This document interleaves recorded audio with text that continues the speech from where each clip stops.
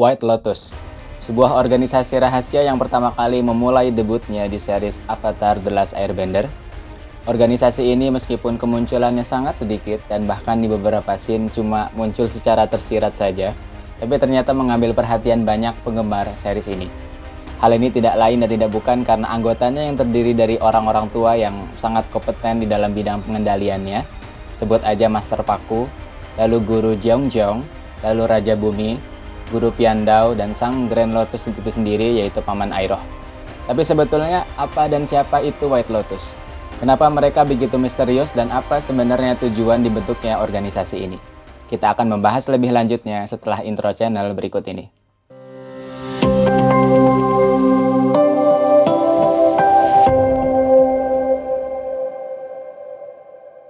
Hai semua, ketemu lagi dengan saya Aji di channel saya Fariksen. So, seperti yang tadi sudah saya sebutkan di awal, kalau di video ini kita akan sama-sama membahas sebuah organisasi rahasia yang misterius di dalam series Avatar The Last Airbender, yaitu organisasi White Lotus. Sebuah organisasi yang benar-benar memulai pergerakannya pada saat akhir-akhir episode di serial ini. Kemisteriusannya membuat kita memunculkan berbagai sejuta pertanyaan. Sebenarnya apa organisasi White Lotus ini? Dan kenapa organisasi ini berisikan orang-orang tua? Ya, setidaknya itu yang kita lihat di series Avatar The Last Airbender. Meskipun memang nggak semuanya orang tua sih. Dan apa sebenarnya tujuan dari organisasi ini? Maksudnya, kenapa organisasi yang berisikan orang-orang yang kuat di dalam pengendalian elemen mereka justru baru bergerak di akhir-akhir episode gitu? Maksudnya, selama ini mereka itu kemana gitu? Dan kenapa mereka jarang banget kelihatan bergerak untuk menghentikan atau melakukan sesuatu di series Avatar The Last Airbender ini? Dan saya harap dengan video ini mampu menjelaskan kepada kalian semua pertanyaan-pertanyaan tadi. Ya, paling tidak menjawab sebagian besar pertanyaan mendasar soal White Lotus ini. Karena memang referensi yang ada dan menjelaskan tentang organisasi ini juga nggak begitu banyak. Jadi video ini juga akan merujuk pada referensi yang sedikit itu. Pada video ini setidaknya kita akan membahas beberapa hal krusial tentang White Lotus. Kayak misalnya apa itu organisasi White Lotus, lalu seperti apa sejarah kemunculannya, lalu keadaan White Lotus di beberapa generasi, lalu apa sebenarnya tujuan dari White Lotus itu sendiri dan bagaimana peran mereka bisa bersinggungan dengan Avatar, lalu bagaimana kelanjutannya White Lotus ini setelah series Avatar The Last Airbender berakhir. Dan pembahasan yang gak kalah penting adalah apa hubungannya Red Lotus dengan White Lotus yang muncul di series Avatar berikutnya, yaitu Avatar Korra. So, saya rasa nggak perlu lama-lama lagi, langsung aja kita bahas lebih dalam tentang organisasi White Lotus ini. Let's go!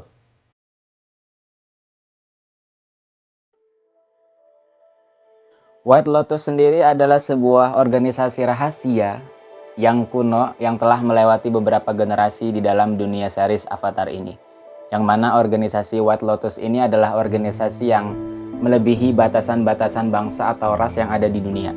Organisasi ini disimbolkan dengan sebuah lambang yang memang agak rumit dan sering disimbolkan dengan bidak dalam permainan Paisho, yaitu bidak yang sama dengan nama organisasi ini yaitu bidak teratai putih.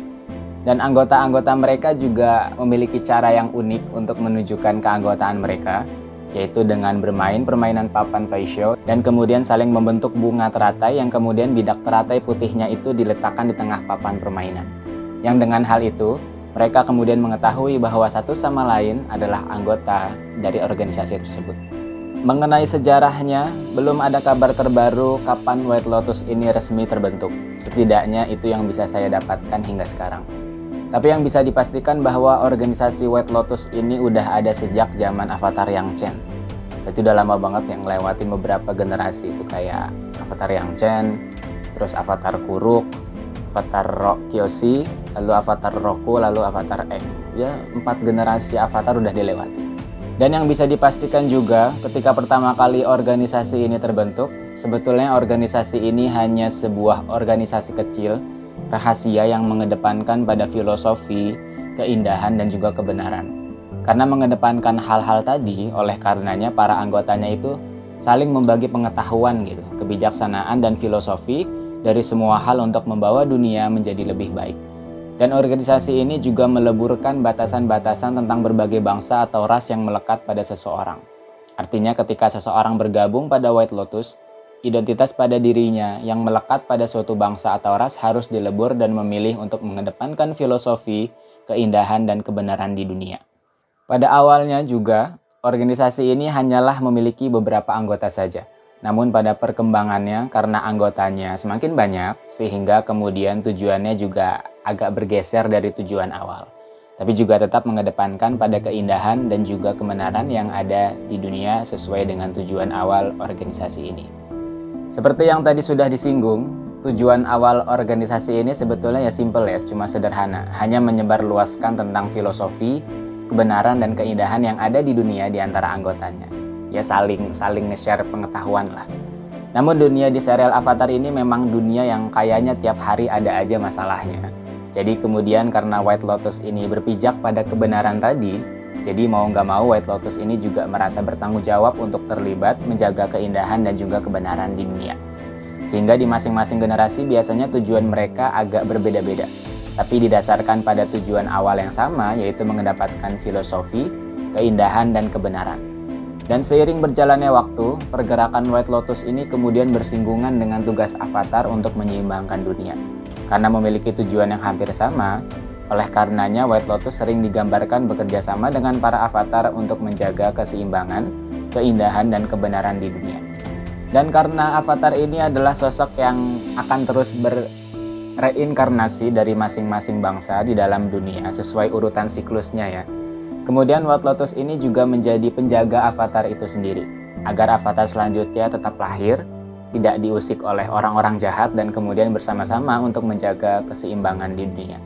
Setelah series Avatar The Last Airbender ini berakhir, White Lotus ini di bawah kepemimpinan Paman Iroh kemudian menjadi organisasi yang tidak sembunyi-sembunyi lagi. White Lotus ini kemudian mulai membuka diri kepada dunia dan membiarkan dunia mengenali organisasi White Lotus ini. Dan ketika Avatar Aang sudah mendekati ajalnya, dirinya menugaskan White Lotus untuk kemudian menjaga avatar selanjutnya.